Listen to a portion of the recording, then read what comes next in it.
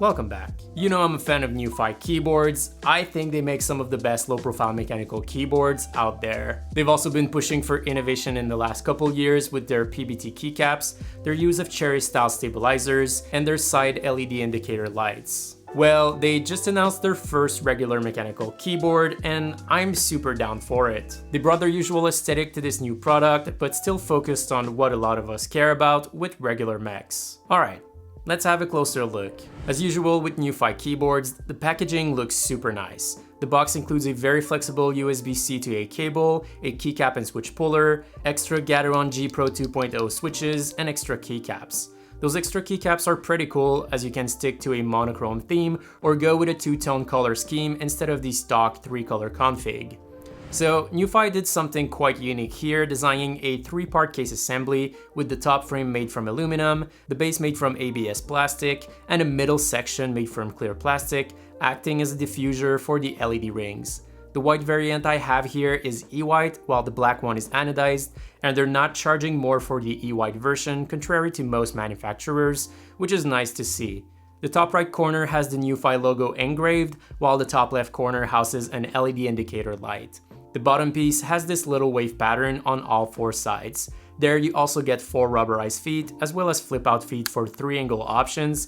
At the back is where you'll find the USB-C port, which is meant for charging the built-in battery, but also for wired connectivity if connected directly to a computer. There's also a power switch to alternate between off, wired, and wireless, and finally a little magnetized receptacle for the 2.4 GHz wireless dongle. The Halo65 is a mix between a top mount and tray mount, given the top plate is attached to both the frame and base, all in all for a very stiff feel. It also features a silicone sound dampener in the bottom section of the case, plate silicone, and a PCB silicone for the switches, resulting in extensive sound dampening. Finally, the wrist rest is a $19 extra as of the time of filming and is super cool for the price. It's CNC acrylic and aluminum, matching the color of the case, the latter being screwed in the acrylic but with no screws showing from the top. It feels super high quality and will let the outer LED ring shine through it. Its only downside is that it catches fingerprints very easily. It's also worth noting that the Halo65 comes with keycaps for both Mac and Windows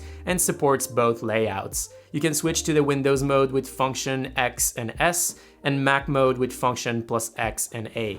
Speaking of the keycaps, the Halo65 comes with a standard 65% layout, making it easier to replace keycaps if desired.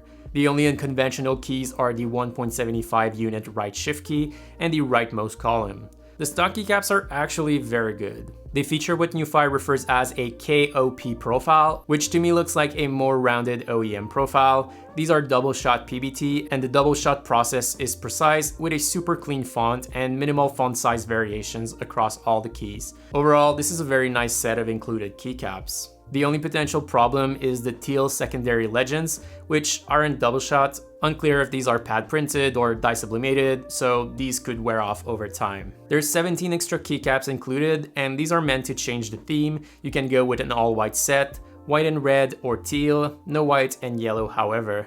This was one of my complaints with the airline of keyboards, as you were stuck with the relatively loud default keycap theme. Included were Gateron G Pro 2.0 Reds, which are solid stock switches, but I upgraded to baby Kangaroo switches, which are also a stock option but at a $10 premium. Contrary to the linear Reds, these are tactile and quite sharp, reminding of Holy Pandas or Boba U4Ts, but with a tactile peak point at only 0.5mm. They come with double stage springs and are factory lubricated using Gateron's latest tech. They feel and sound quite high-pitched in this build here, but I believe it's due to the sound signature of this keyboard. The Halo65 also comes with pre-lube plate mount stabilizers in this steel colorway, matching the feet underneath. Nice attention to detail. They need further tuning, but aren't too bad for stock.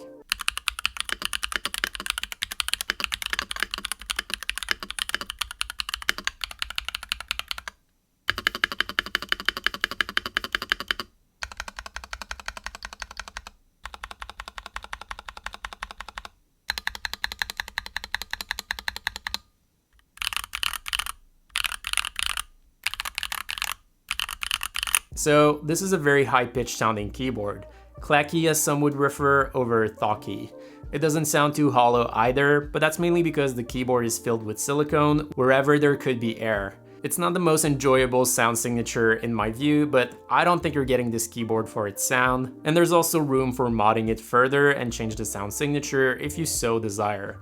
Whatever you do, it'll likely stay quite stiff given how the keyboard is constructed. One of the strong features of the Halo65 is its RGB capabilities.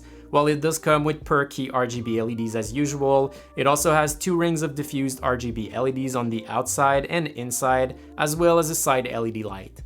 The diffusion is made possible with one piece of plastic that surrounds the plate assembly, sandwiched between the bottom and top parts of the case. There's 17 default RGB modes on board, and more customizability should be offered with the Nuphy console software. The onboard LED effects can be controlled with function plus arrow keys for the per key RGB LEDs, then function plus H plus arrow keys for the ring light, and finally function, question mark, and arrow keys for the side light. And with all of them, you get a bunch of preset gradients, breathing mode, or fixed colors, including a solid white, plus brightness control. The side light located at the top left corner provides additional information regarding the keyboard status. Function plus backslash will show the battery status. Additional statuses are available when switching the OS layout, connectivity mode, or when caps lock is on. The Halo65 comes with Bluetooth and 2.4 GHz wireless connectivity options, the latter with a dedicated dongle. It also benefits from a sizable battery with a 4000 mAh capacity, rated at up to 240 hours of use per charge with LEDs off and 48 hours with LEDs on. Function and QWER will allow to set up and switch between the 2.4 GHz and the 3 Bluetooth profiles. The latter to me felt a bit slow, seems like I could perceive the lag, and I'm not a super fast typer, so yeah. The 2.4 GHz dongle, however, has a higher polling rate and should perform better for casual gaming, and it's also worth noting that the wired connection was always perfect. The Halo65 works with a proprietary software which is called the Nuphy console. Unfortunately, it's not out as of the making of this video, and thus I couldn't test it. If we base ourselves on the existing Nuphy console for the Air series of keyboards, we can expect it to allow more in-depth RGB controls, although no per key RGB, and also key remapping with the possibility of regular keystrokes, multimedia controls, and custom macros. At its base $120 price, the Halo65 is a pretty awesome mechanical keyboard in my view. It's not the most customizable, best sounding, or best feeling board for that price point. VIA support and a gasket mount system would be nice, but if that's what you're after, I think custom mechs would be the way to go anyway. However, it looks super fresh with its unique design, comes with great stock keycaps, offers enough customizability for most people, and features a pretty clever RGB implementation. It has the potential for great wireless support, although I got a mixed experience from my own testing with it, but your mileage may vary on that part. If this doesn't bother you, then this is a keyboard that I can easily recommend, as everything else about it feels more polished than its asking price, as with all of Nuphy's keyboards. Alright, thank you for watching, make sure you leave a like if you enjoyed, don't forget to subscribe if you haven't already, as I'll see you in the next video.